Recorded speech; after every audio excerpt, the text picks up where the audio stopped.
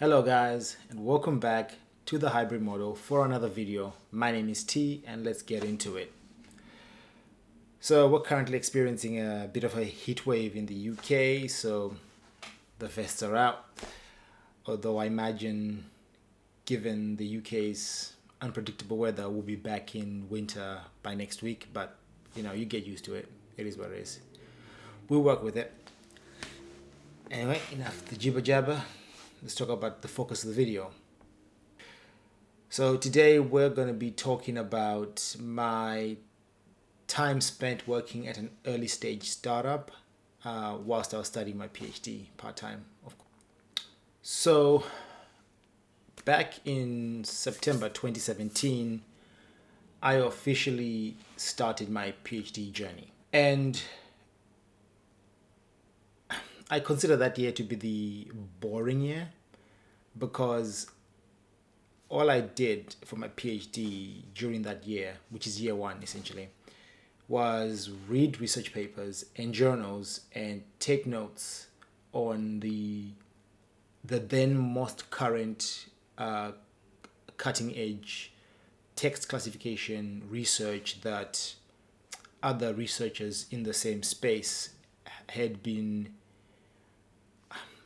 proposing or utilizing as part of their own research for their own goals, of course, and essentially just taking notes that I would later use in my basically in my research, and this essentially formed the first version of my literature review, essentially. And you're probably wondering what's a literature review, unless you're already kind of in the academic space. So for those not in the know, a literature review is essentially an academic market research of the current lay of the land, essentially. What's out there in the research space you're working in. In my case, it was machine learning and text classification, so analyzing like text. How other researchers are kind of carrying out their research, what are their proposals, what kind of new stuff if they've proposed and kind of proven works, what if they've disproven doesn't work, and which direction is kind of the whole academic space going in, basically, and how that ties into your research, or how it could tie into your research, like when you kind of write it down. And essentially, as part of this market research, you have to describe the research done by the other researchers and evaluate it by comparing it to other researchers kind of in the space who've used either the same techniques or the same, machine learning models, same strategies, or something of similar ilk. Or you could even do a comparison between researchers who've used two completely different strategies and kind of, evaluate the results they kind of reported and the performance, etc. And then, of course, you can either tie that to your research and say, oh, this is a strategy I could use for my research, or you could say you would just not do that. Either one works. So that's essentially a literature review in a nutshell. So a few months before I started my PhD, I think it was March, April time in 2017, I had started working at an early stage startup called ThoughtRiver, which is based in Cambridge. And ThoughtRiver, I'm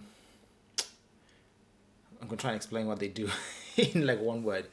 So ThoughtRiver uses machine learning to do a risk assessment on legal contracts, and then alert a lawyer to the risks within the contract. Now, in English, sorry, I'll get that later. In English,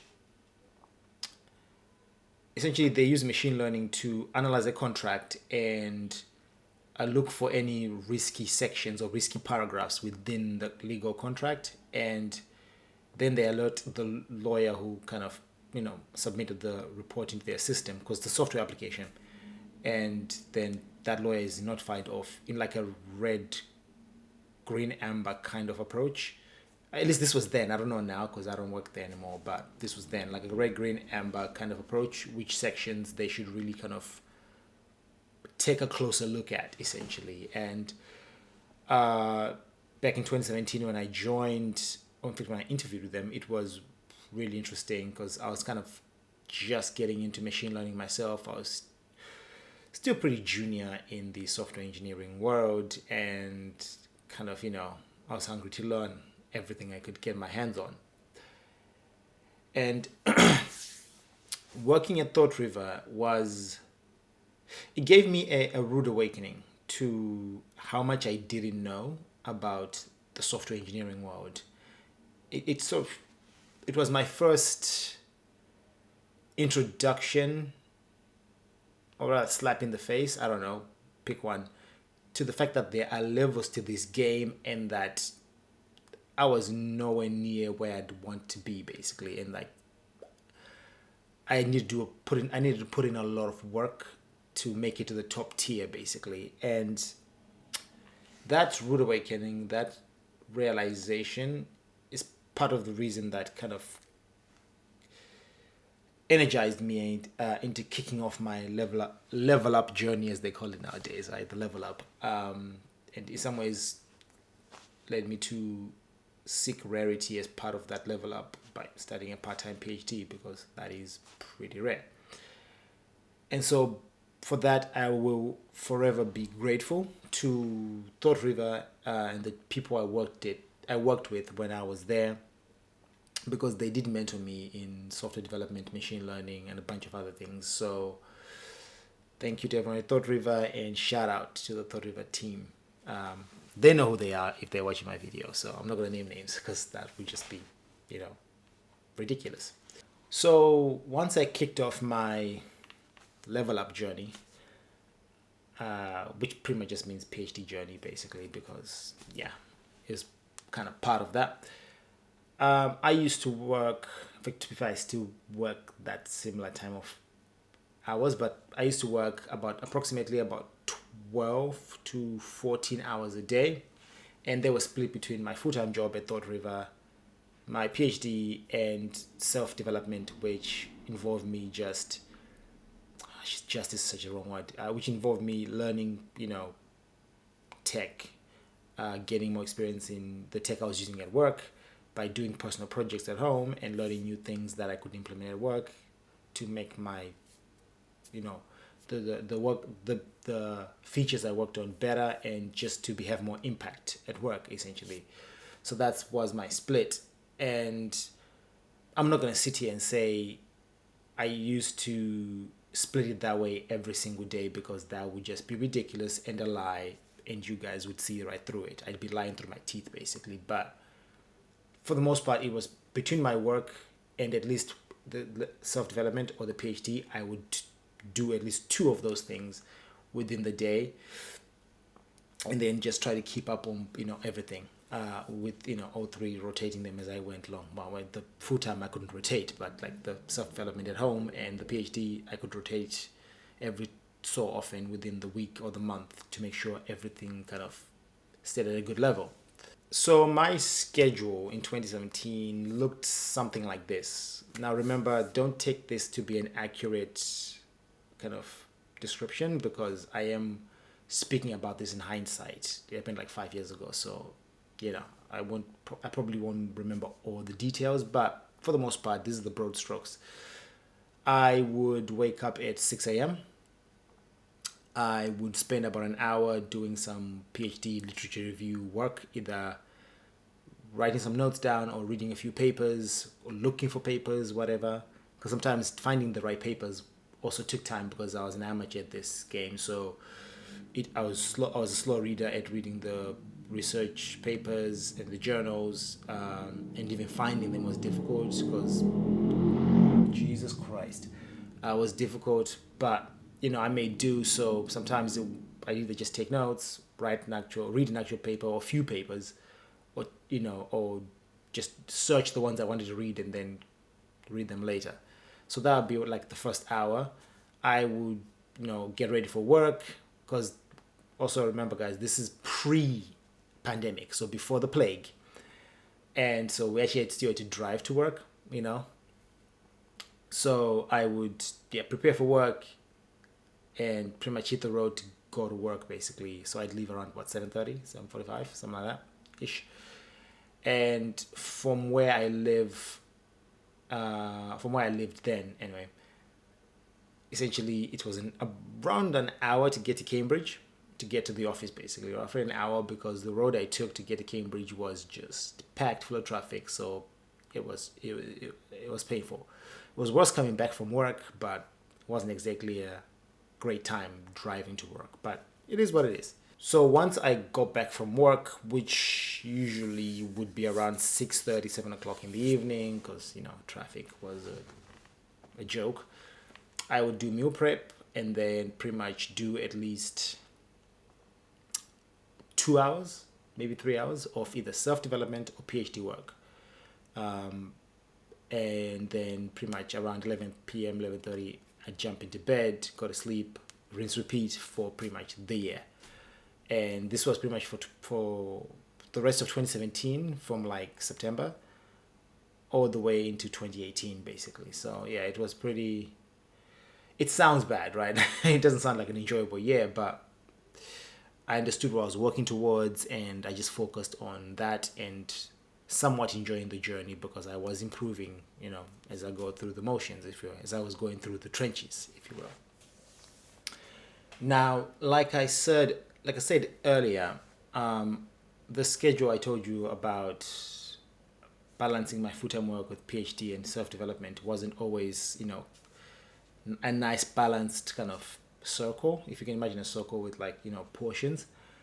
There were times where I had to work overtime at work, because we were releasing new features, or there were like work that we need to do that was kind of crunch time or like urgent.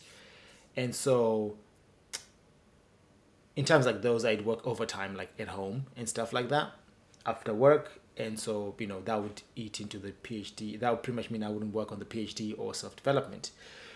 Now, I want to make something clear and say, it's not like ThoughtRiver forced me to do this. They explained this when I was interviewing with them, and when they made me the offer to join, that there would be times when I'd be expected to work overtime, and stuff like that, and even weekends. There were times we did have to put out work during weekends, and this was explained to me before I joined. So when I joined, I knew what I was signing up for, and when I then started my PhD, I also knew what that meant in relation to my work at ThoughtRiver. So yeah, don't think oh, poor T, he was being forced. No, no, it was all pre-explained to me, and I knew what I was walking into. So yeah, and in some ways it was good experience, really. Just like working during those crunch times, basically, was, it just, it gives you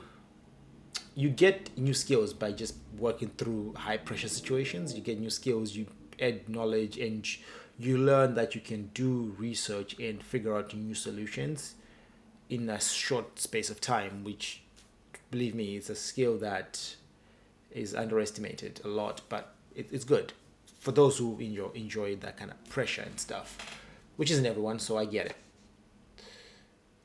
But essentially, yeah, because of some of these overtime work that I had to do, that meant that I couldn't work on the PhD, and primarily the PhD, because self-development kind of would just be part of the overtime, right? It's like I'm just learning new stuff as I go, researching extra stuff. So self-development kind of stayed there, but the PhD was pretty much hammered.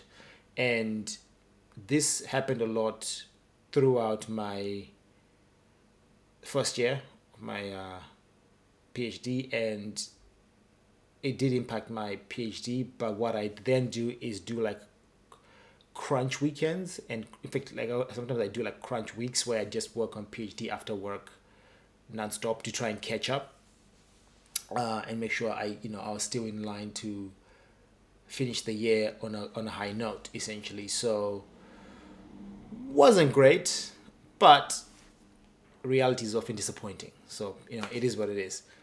And, I made it work. And, I'm in my fifth year right now, writing the thesis. So, it was worth it, looking back. At the time, I was suffering and I was just like, ugh, the price. Why am I doing this? But now,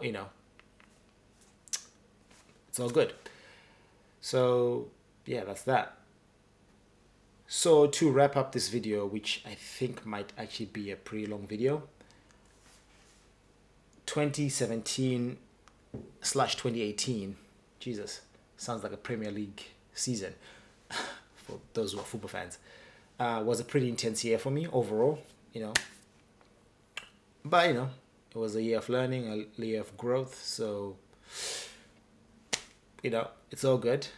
Again, hindsight is 2020. So there's that. And yeah, I hope you found this informative, a little bit entertaining, hopefully. And yeah, I will catch you guys in the next video. Stay awesome.